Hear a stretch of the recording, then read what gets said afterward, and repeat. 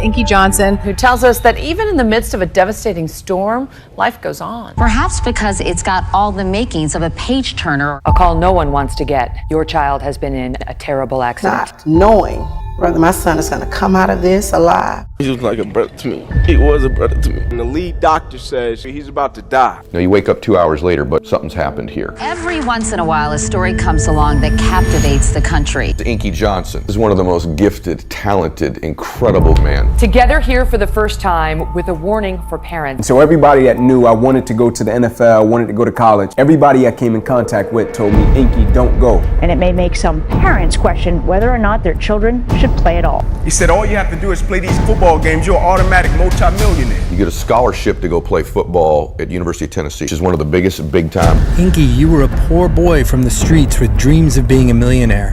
What happened? Talk about football on all levels, especially high school. People are like hands off. You were 10 games away from being a millionaire. Really, Inki, not the story. Absolutely. Like, what were you really thinking? There's a shock going through my whole body. I can't feel anything. One of the scariest moments of my life. But now you take this idea that you want to share the story. What happened? And I'll never forget when I was a freshman in high school, I faced my toughest challenge as a kid. I attended Crim High School on the east side of Atlanta, Atlanta Public School. Some of you all may know about it. And the first day I got to the doors, there were cops at the door. They're searching kids like we're going into a prison. They got metal detectors. They're searching kids from the crown of their head to the bottom of their feet. You got to hold out your arms. You got to look up at the ceiling. And I'll never forget, I stepped to the door. I'm getting searched. I got my arms out. I got my head up. He gets to my feet and he's coming back up my body. And he poses the question, what's your plan, little man? I said, man, I'm going D1. I'm going to college. He said, you'll probably end up in cell block D1. He said, didn't you have two uncles that came to the same school? I said, yes, sir. He said, weren't they little athletes just like you? Like people talked about them and how they could play sports and all that? I said, yes, sir. He said, aren't they serving 13 and 40 years at the federal penitentiary, not even 10 minutes away from these front doors? I said, yes, sir. He said, absolutely. Apple doesn't fall far from the tree. You'll probably end up in cell block D1. It's a 2-bedroom home. You know, it's 14 of us, one bathroom. And we used to sleep on the floor. We would make pallets. You see roaches and rats running across you while you're in the home. When he got a chance to sleep in the bed, it was 6 of them in the bed, 3 to the top and 3 at the bottom. And there was time we struggled when, you know, you wonder where your next meal is coming from. And my mother, she worked at Wendy's, and I'd be about the last kid sitting in the park, and I'll be waiting on my mother because I didn't want to go home because, you know, every other day or every other week, our front door would get kicked in because my uncles, they sold drugs. And she would pull into the park at night and she would put her car in park and I would hop up off the bench, I would sprint over to her, I would kiss her, I would hug her, and I would say, Mom, if you don't mind, can you please sit back in your car and turn on your car lights? I have to do some extra drills. I have to go to the NFL so you'll never have to work another day in your life. And I knew she was tired, but every night she would sit in that car and those car lights would hit that field, and he had a 7-year-old kid doing backpedaling drills, running sprints, running laps, chasing his dream, just to be able to go to college. You know, now I had to find different tactics to do different things. And the whole time while I was fighting these battles, the only face and the only picture that was in my mind was me telling my mother that I was going to graduate college. The smile that she had on her face when I told her that, man, it was great, man. I got my undergraduate, I went on to get my master's. And so for me getting that was a tribute to them. And when I got my scholarship from Tennessee, you know the first person I went to see? That cop. I slid my paper across the table to him, and he stood up and he said, I want to ask you a question. How did you do it? He said, every kid that comes in these doors, they say that, but they end up selling drugs across the street at the gas station. Or they end up going to prison, going to jail. Like everybody wants something out of life. He said, the reason I said that to you, he said, I want you to understand something. I'm here every day. He said, you see me in this school every day protecting, stopping fights. He said, the only reason I said it to you, he said, I wasn't even trying to break you. I said it to you to see would you be willing to fight for what you said you wanted. And I'll never forget my sophomore season. I finally made it to the point in my life where I felt as if everything in my life was lining up. My defensive backs coach, Larry Slade, came in the room. He said, Inki Johnson, I got some good news for you. And I said, Coach, what is it? He said, son, you're a projected top 30 draft pick.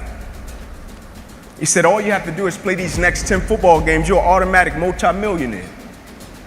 I ran out of the room, I got on the phone, I called my mother and my grandmother, I said, listen, I said, after this season, we will never struggle. I said, we will never miss another meal. I said, after this season, our lives are about to change forever. And little did I know our lives were really about to change. The first game we come out, play against California Bears, I get an interception, we shut them down, we get the victory. Second game, we're playing against Air Force. It gets late in the game, found ourselves in a dogfight. Quarterback dropped back. He released the ball to the running back coming down my sideline. Now I approached the tackle like I approach any other tackle. But at the point of contact, when I hit this guy, something different happened that had never happened to me before in my life. Inki Johnson, who's down. My body went completely limp. I fell to the ground. I blacked out. My eyes open. My teammates ran over to me and said, Ink, get up. Let's rock. Let's close it out. Let's go. I said, I can't. They said, what do you mean you can't? You always get up. This is your game. You kamikaze. Let's go. You can nurse your injury after the game. I said, I can't. They said, what do you mean you can't? Man, we need you. I said, man, you don't get, there's a shot going from my neck to my toes. I can't feel anything. They get me up in ambulance. They say, Inky, we're going to take you over, run a couple tests, bring you back into the room. Everything will be okay. And they get me over. They run the test. They bring me back into the room. My mother comes in. Doctors came running from the opposite side, and the lead doctor says, guys, get in here. We got to rush this kid back to emergency surgery. He's about to die. Not knowing, brother, my son is going to come out of this alive. That just did something to, I'm sorry. And all I did was pray and I asked God, you know, I can deal with whatever happens, but just don't take my child from me. They said, Inky Johnson, here's the deal. Just going to cut to the chase. They said, man, we hate to tell you, but your shoulder, your arm, your hand, it'll never be the same again. I said, son, you can never play the game again. And the next morning when I woke up, can I tell you something? The game of football on my scale of life was that big. The NFL, that big. I was embarrassed. Like people were coming into my room saying, Inky, man, sorry about what happened to you. And I'm like, man, Ink, was that it? Like, that's all you really wanted? Was a contract from the NFL? He wasn't going to be able to play sports again was one thing. But to know that he would not be able to reach out and to hug me, that was another thing. Just the simple things in life. I thought about all that stuff. What was he going to do? How was he going to do it? How would we survive to take care of Inky? But then I realized Inky's a survivor. And on September 9th, 2006, I will never forget, I'm lying in my hospital bed and my mother comes into the room. She kisses me, she prays for me, and she says, son, you will be fine. And everything my mother had told me up until that point, it was basically law for me. Meaning everything she said, I trusted it, I held on to it because I had been with her ever since she was 16 years old. And when they asked my mother this question, they said, what do you think is gonna happen with Inky? We know he loved the game of football. We know he treated it like it was all he ever had. And she said to him, one bad chapter doesn't define the book. She said, this is only the beginning for my son. He'll be fine. He's resilient. And I walked out of the hospital on the third day.